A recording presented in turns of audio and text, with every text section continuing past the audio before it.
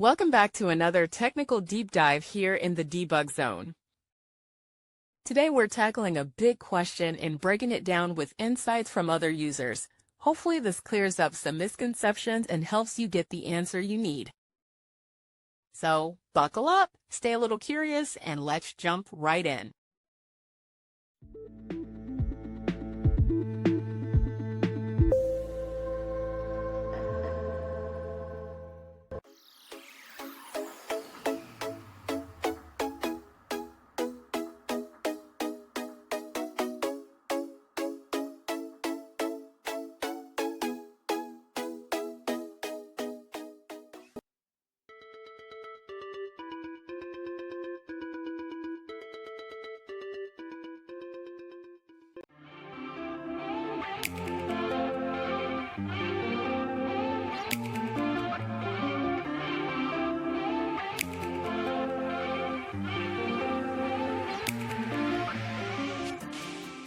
And that's a wrap.